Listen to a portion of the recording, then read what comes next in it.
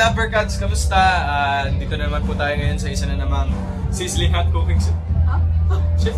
Hindi, nandito lang po ako para magkwento-kwento lang po yung experience namin ni Maine sa Morocco. Oo nga, pwede bang ayun, masaya siya kasi first time namin nakapunta doon. Tsaka ako first time kong magkaroon ng photoshoot na talagang pupunta pa ng abroad para mag-photoshoot. So, ako naman kasi, pag nagta-travel talaga, ang nai-enjoy ko yung flight, yung airtime. Makatulog, talagang find time for yourself. Nakakanood ako ng mga series, ganyan. Game of Thrones, actually po, I'm a huge fan of Game of Thrones now. Kakatch up ako sa kanya. Season 2 pa lang ako. Don't judge me, please. Medyo po naging busy ako ng very light, pero grabe. Sobrang naiintindihan ko na yung mga tao kung bakit praning na praning sila sa Game of Thrones.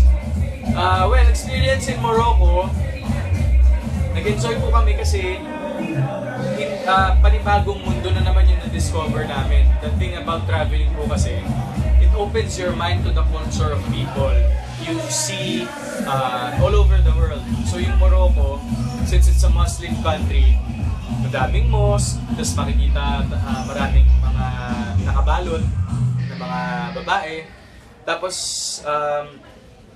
ang maganda dun kasi yung mga camel, pakalat-kalat lang yung mga camel. Ayun, si Mengay, nakasakay siya dun sa isa. Tapos, what ako na-appreciate ko sa Morocco is the structure. There's this Hassan II Mosque na pinuntahan namin, na nag-shoot kami. Ang laki niya eh. Basta it's 6 years in the making na mosque. Tapos 10,000 tao yung gumawa. So lahat ng architecture sa loob, handcrafted. Imagine. Tapos, it was a fun shoot. And excited po kami makakita niyo yung cover. At sana po, may experience yung Morocco doon po sa cover na ginawa namin. Ayun, so going back to Game of Thrones. Grabe! Kasi, alas 2 ng umaga, alas 3 ng umaga ako natutulog dahil dyan. Minsan gusto ko bang manood, hindi ko na lang kaya kasi puyat na ako. Alam niyo yun? Pero na ako eh. Basta basically, gusto ko maging part ng Game of Thrones. Gusto ko rin maging Targaryen. Para bloodline ako ng mga dragon. Tama ba? Oo. Targaryen yung mga dragon. Targaryen. So, ano pang mga series pinapanood? ayun, natapos ko na yung Sense8. Tapos ko na yung Penny Dreadful. Blind Spot. Grabe, super fan ako ng Blind Spot. Oh my God. Kakatapos lang ng Season 1, on the way to Season 2. Lucifer. Nanonood din akong Lucifer. How to Get Away. Hindi. Gusto ko yung mga hardcore. Pero lately, Game of Thrones talaga. Grabe talaga. Nasa-stress na ako talaga. Oo, nakaka-stress. Ano pa ang isang pinaka na ginawa mo sa Morocco? Ay, naku, doon ako, actually, dinangload ko pala yung Pokemon Go nandito sa Pinas. So, parang 40-45% ng Pokemons ko ngayon galing Africa. So, nakahuli ako ng Growlite doon, nakahuli ako ng Ponyta doon, ng Meowth, dito siya eh. Kailang Pokemon ka na lahat? Lahat-lahat ang Pokemon ko, mga nasa 49. At saka, guys, advice ko lang sa inyo, kung magpo-Pokemon Go kayo, huwag naman kayong mag-cheat. Yun yung thrill ng laro eh. So kung mag-cheat kayo, gagamit kayo nung jailbreak app na nagte-teleport sa ibang bansa, wala. The essence of Pokemon Go is you find the Pokemons yourself.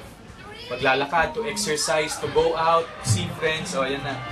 Pero kung gagamitan nyo lang din ng cheat, kasi di ba nga, ang love life, parang video game lang yan. Kapag may cheat, madaling matapos. Talagang ba humuhugot? Anong level ka na daw? Level 14. Yan. Ito na yung mga Pokemon ko. Yan. Sige, natin sa pinakamalakas. Ayan, pinakamalakas ko, Prime, Pinsir. Dito ko na nahuli sa Pinas yan. Ayan, may Jolteon. Mahina pa ako, don't judge Ayan po. At saka ito lang, okay lang maglaro ng video games as long as hindi nito masisira yung mga priorities nyo in everyday. First things first, sabi nga nila. Hindi pwedeng magpo-Pokemon Go kayo tapos napapabayaan nyo yung trabaho. Kasi in a way kasi talaga, online games, meron talaga siyang antisocial slash addiction effect. It's a matter of how you handle your addiction and your interest in the game. Ako kasi, aminado naman ako before yung mga nakaka-addikan kong online games. Talagang na-addict talaga ako. Minsan, yun na lang. Parang ako and video games na lang yun nag-i-exist. Ano yung huli mong nilaro bago yung Pokemon? O hindi, nilalaro ko pa rin siya. O, anong pangalan? Lineage War. So, yung Lineage War, andun ako, hanapin nyo na lang kung sino ako doon. Pero naka-disguise ako, yung pangalan ko iba. Yun, naging addict ako, pero lately na-realize ko na parang ang dami kong namimiss. Time with family, time with friends, parang in a way, nagiging antisocial talaga ako. Kaya dapat talaga, you find effort na kahit you're into the game, don't forget the people around you. Tapos yung priorities nyo, syempre, trabaho, school, bills to pay, mga obligasyon. Kumbaga, before pumasok yung game sa buhay nyo, huwag nyo kakalimutan yung buhay nyo. Kasi don't let it ruin your life. Yun naman ang piece of advice. It's okay to enjoy the game. Online games are meant for people to enjoy. Pero, prioritize properly. Yun talaga kasi mahirap masuccumb sa online gaming world. Kasi pag kinain ka na yan, mahirap nang lumabas. So, pero enjoy pa rin mga Dabber Cats at paramihan na lang tayo ng mga Pokemon. May team ka na daw ba? Team Valor. Pare-pare pala tayo. Kasi yun doon yung malakas eh. Ayun ba yung Parang-parehas tayo. Basta tsaka yun, never cheat. Kasi madali matatapos sa mga bagay pag niloloko tayo. Dapat lagi. Hugot na naman. Dapat laging seryoso, tsaka stick to one. Uy! Ganon. Thanks mga Dabber Cats. Now tayong Game of Thrones ha. Yan, eh.